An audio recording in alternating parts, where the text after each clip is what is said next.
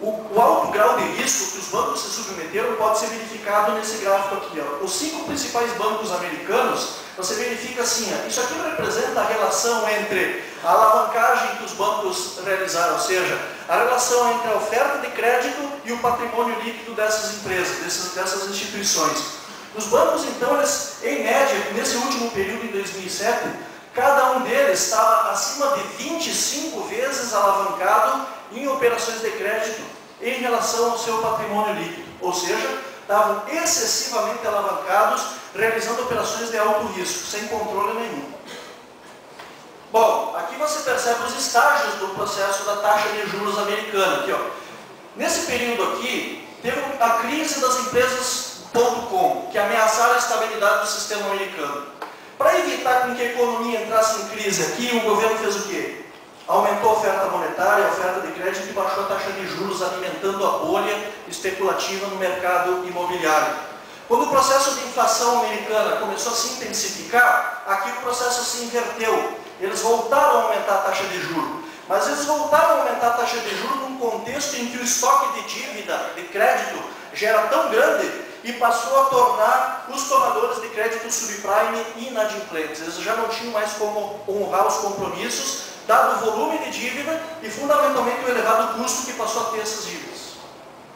Aqui você percebe o nível da taxa de juros que foi atingido nesse período aqui. Ó. O mais baixo nível da história, considerando um processo desde 1940. Aqui, ó. Atingiu o nível mais baixo. Com relação à oferta de crédito, o volume de endividamento da sociedade americana você percebe nesse gráfico aqui. Ó.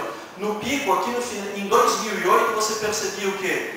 A relação, o estoque de dívida era em torno de 50 trilhões de dólares, enquanto o produto interno bruto girava em torno de 40 trilhões, ou seja, era aproximadamente 350% maior do que a capacidade produtiva da economia. Para você ter uma noção do que foi o volume de endividamento que essa economia se submeteu. Aqui está a composição. Ó. O amarelinho aqui, ó, basicamente, ele descreve que os fundamentais responsáveis pelo processo de endividamento foram o sistema financeiro, no caso, o alaranjado, e, basicamente, o setor de hipotecas, que é a parcela amarela. Então, foram os grandes responsáveis pela crise.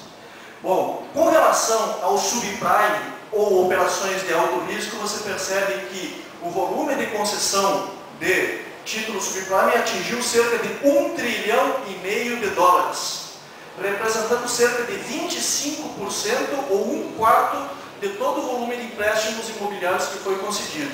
Ou seja, 1/4 de todos os empréstimos eram operações de alto risco e com alto grau de probabilidade de se tornarem inadimplentes. Com relação, o que acontece com relação à intensificação da oferta de crédito que promoveu uma bolha especulativa no mercado imobiliário? Ou seja, com relação a 2001, você percebe que praticamente dobrou o índice de preço dos títulos hipotecários ou dos imóveis na economia.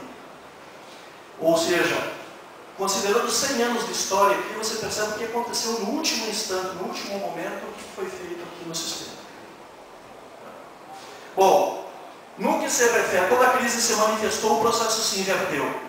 O preço dos ativos, dos títulos ou dos imóveis despencaram, aqui nesse último instante aqui. Os agentes especulativos passaram a sair dos títulos hipotecários e passaram a especular no mercado de commodities. O preço do petróleo disparou. O preço das commodities, dos alimentos, dispararam. Os principais índices de preços americanos representaram uma significativa elevação. Então, o processo inflacionário começou a ameaçar a dinâmica da economia e obrigou com que eles voltassem a aumentar a taxa de juros e complicassem ainda mais a situação. O que você verifica? Preço dos imóveis caindo, petróleo e commodities aumentando. Bom, prováveis causas da crise: flexibilização da política monetária do Banco Central, dificuldades de avaliação do grau de risco envolvido nas operações de crédito, lançamento de produtos hipotecários excessivamente arriscados, alto grau de endividamento de pessoas e corporações, excesso de especulação e construção no período de euforia, inabilidade dos tomadores de crédito honrar o pagamento de suas hipotecas devido a problemas de risco moral, inovações financeiras que ocultavam prováveis riscos envolvidos nas operações e falta de regulamentação e supervisão por parte dos bancos. As principais variáveis que sinalizavam uma ameaça da estabilidade da economia devia-se ao quê? Elevada relação de passivo externo como proporção do produto, alto endividamento externo por parte da economia, elevada oferta de crédito como proporção do produto, dívida pública disparando como relação no produto, desequilíbrios fiscais ou déficits do governo se acirrando, processo inflacionário mostrando sinais, desemprego aumentando, redução da competitividade externa da economia e, por fim, caracterizando algumas economias emergentes, a questão da taxa de câmbio passada a se tornar um problema. Bom, nesse sentido, o que ainda aprofundava a crise era o quê? Aumento de percepção de risco, queda no preço dos ativos e aumento da incerteza. Com relação à taxa de juros, você percebe que nas operações interbancárias a taxa de juros disparou. Um banco já não confiava mais no outro no que significa concessão de empréstimo. Então, a assimetria de informação se tornou tão grave que um banco já não confiava mais no outro porque não sabia o grau de risco envolvido nas operações de seus parceiros. Certo? O spread, então, disparou significativamente nessas operações intrabancárias. Com relação ao preço dos ativos, o que você percebe?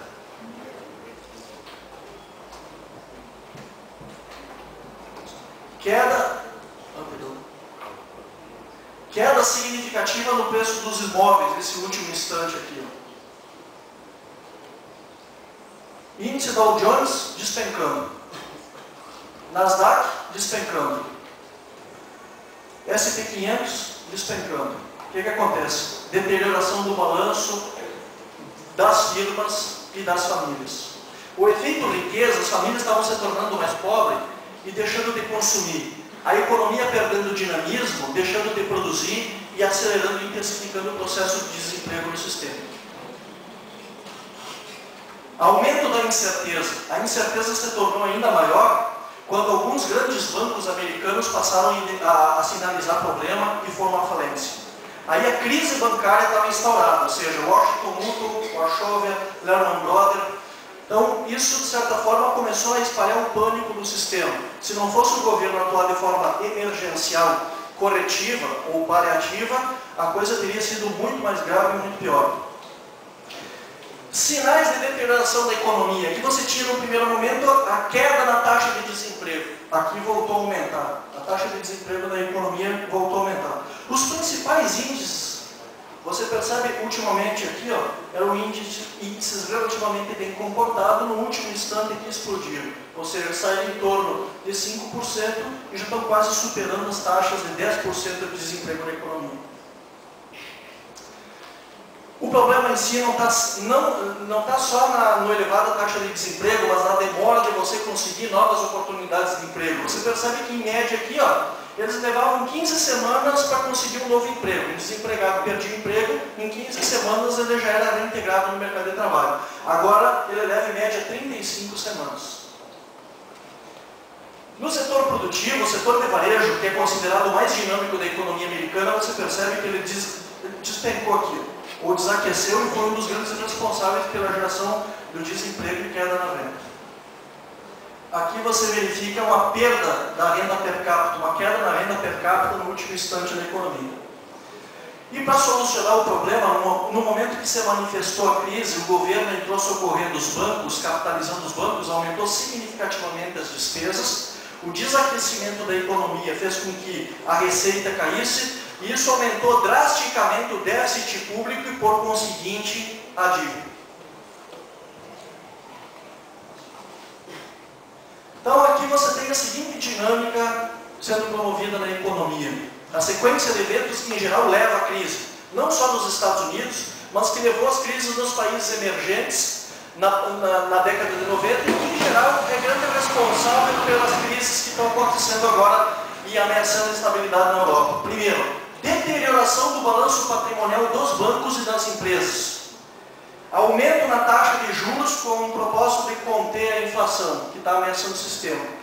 Queda no preço dos ativos, ações e imóveis.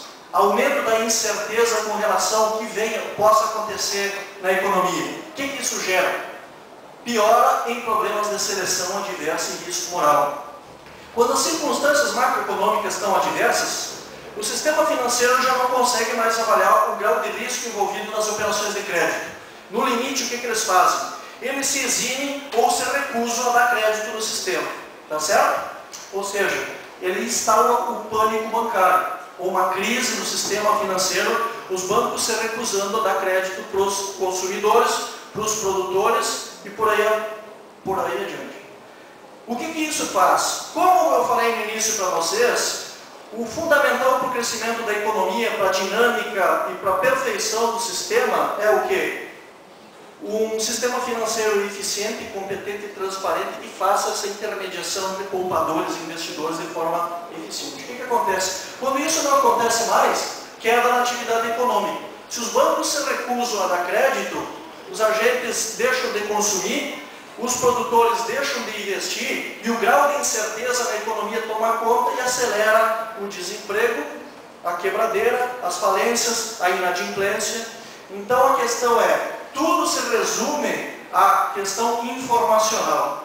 A simetria de informação que os agentes veem com incerteza o que possa acontecer no futuro e que você não consiga contornar essa incerteza, a ameaça na economia é significativa, aí você pode botar tudo a perder. Daí o grande esforço que vem sendo feito atualmente por parte dos governos para tentar contornar o problema da crise sistêmica no mercado financeiro, contornar problemas da simetria de informação e evitar com que um efeito em cadeia e o efeito dominó promovam um verdadeiro desastre em termos de economia no planeta, que é a ameaça que a gente está vivendo agora. Então, de certa forma, basicamente é isso.